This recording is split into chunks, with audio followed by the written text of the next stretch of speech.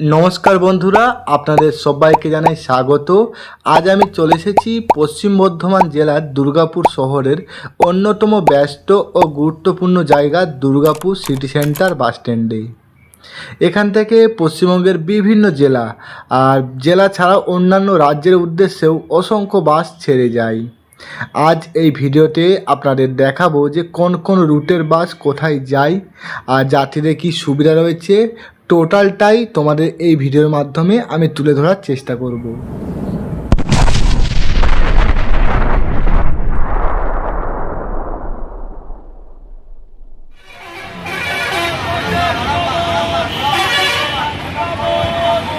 দুর্গাপুর থেকে পুরুলিয়া যাবার একটা খুবই সুন্দর বাস রয়েছে, SBSTC সরকারি বাস, নাম হচ্ছে পলাশ এক্সপ্রেস। এই বাসটা দুর্গাপুর থেকে ছাড়ে সকাল 6:30-এ আর পুরুলিয়াতে পৌঁছায় সকাল 10:30-এর দিকে। আর এটা হচ্ছে দুর্গাপুর বাঁকুড়া ছাতনা হয়ে পুরুলিয়াতে পৌঁছায়। দুর্গাপুর থেকে কলকাতা যাওয়ারও অনেক অপশান রয়েছে। এখান থেকে ধর্মতলায় অনেক SBSTC বাস রয়েছে যেগুলো ধর্মতলা যায়, আর করুণাময়ীতেও যায় অনেক SBSTC। তার মধ্যে হচ্ছে তাছাড়াও তোমার শ্যামলী বাস যায়, তারপর হচ্ছে গ্রিন লাইন যে বাসটা রয়েছে সেই বাসগুলো কিন্তু সুন্দর পরিষেবার মাধ্যমে তোমরা কলকাতা পৌঁছতে পারবে এই দুর্গাপুর থেকে। দুর্গাপুর থেকে করুণাময়ী যেতে তোমাদের মোটামুটি এই শ্যামলী বা গ্রিন লাইনে ভাড়া নিতে পারে 600 টাকার মতো, কারণ এই বাসে অনেক সুযোগ সুবিধা রয়েছে। এখানে এসির ব্যবস্থা রয়েছে, আরামদায়ক সিট, যে কারণে ভাড়াটা একটু বেশি। দুর্গাপুর থেকে হুগলির আরামবাগে যাবার যে বাসগুলো রয়েছে তার মধ্যে একটি হচ্ছে কৃষ্ণাগোপাল। এই বাসের টাইম হচ্ছে দুপুর 12:50 দুর্গাপুর থেকে। আরও কিছু বাসের নামসহ টাইম দিয়ে রাখলাম।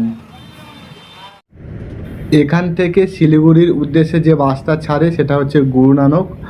এই বাসটা হচ্ছে রাত্রি 8:15 থেকে 8:45-এর মধ্যে ছাড়ে, আর শিলিগুড়িতে পৌঁছায় হচ্ছে 7টা থেকে 7:30-এর মধ্যে পরের দিন সকালে। এখান থেকে ঝাড়গ্রামের উদ্দেশ্যে যে বাসটা ছাড়ে সেটা হচ্ছে দুর্গাপুর টু গোপীবল্লভপুর। এটা দুর্গাপুর থেকে ছাড়ার সময় হচ্ছে ভোর 5:15 AM, আর ঝাড়গ্রামে পৌঁছায় আনুমানিক 11:05-এর দিকে। এর ভাড়া রয়েছে সাধারণত 141 টাকা থেকে 145 টাকা, আর দুর্গাপুর থেকে ঝাড়গ্রাম পৌঁছাতে আনুমানিক 4 ঘন্টা 30 মিনিট থেকে 5 ঘন্টা মতো সময় লাগে। দুর্গাপুর সিটি সেন্টার বাসস্ট্যান্ড থেকে দীঘা যাবার জন্য সরকারি ও বেসরকারি মিলিয়ে প্রচুর বাস রয়েছে। SBSTC যে বাসটা রয়েছে এটা হচ্ছে নন এসি, সাধারণত এক্সপ্রেস বাস রয়েছে। এর ভাড়া হচ্ছে 230 টাকা থেকে 250 টাকার মধ্যে, আর এই বাসটা ছাড়ে দুর্গাপুর থেকে 4:15 AM, মানে ভোরবেলায়। বেসরকারি যে সকল বাসগুলো দীঘা যায় এখান থেকে তাদের নাম সহ টাইম টেবিল সেটা আমি এই স্ক্রিনেতে দিয়ে দিয়েছি, তোমরা যদি চাও ওখান থেকে কিন্তু নোট করতেও পারো। এখান থেকে মুর্শিদাবাদের বহরমপুরে যাওয়ার জন্য সব থেকে ভালো মাধ্যম হচ্ছে সরকারি SBSTC বাস। প্রথম শুরু হচ্ছে SBSTC বাস হচ্ছে ভোর 4টে AM থেকে, তারপর 5:30-এ আছে, সকাল 6টায় আছে, সকাল 7:15-এ আছে, মানে পরপর তোমরা কিন্তু এখান থেকে বাস পেয়ে যাবে। আর কিছু বাস আমি স্ক্রিনেতে দিয়ে দিচ্ছি, সেগুলোতে কিন্তু তোমরা নোট করে নিতে পারো। দুর্গাপুর সিটি সেন্টার থেকে সরাসরি মায়াপুরে যাবার কোনো সরকারি বা বেসরকারি বাস কিন্তু নেই, থাকলেও খুবই সীমিত।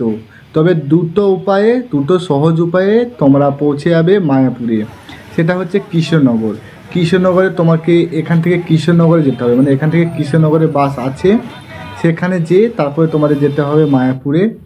আর 2 নম্বর উপায় হচ্ছে এখান থেকে সরাসরি মাঝের মধ্যে মায়াপুরের ট্যুরিস্ট যে বাসগুলো বেসরকারি সে বাসগুলো ছাড়ে, তবে সেগুলো খুব রিস্ক হয়ে যাবে, মানে সিজন ভিত্তিক এই বাসগুলো ছাড়ে। তো সেটা 2 নম্বর অপশানটা আমি বাদিয়ে দিচ্ছি, 1 নম্বর অপশানটা কিন্তু অ্যাপ্লাই করতে পারো যদি এখান থেকে মায়াপুর যেতে চাও। এই ছিল আমার আজকের ভিডিও। দেখা হচ্ছে এরকমই কোনো এক ভিডিওর সাথে। তো ততক্ষণ তোমরা সকলেই ভালো থেকো, সুস্থ থেকো, আর হ্যাঁ, অবশ্যই কিন্তু মা বাবার খেয়াল রেখো।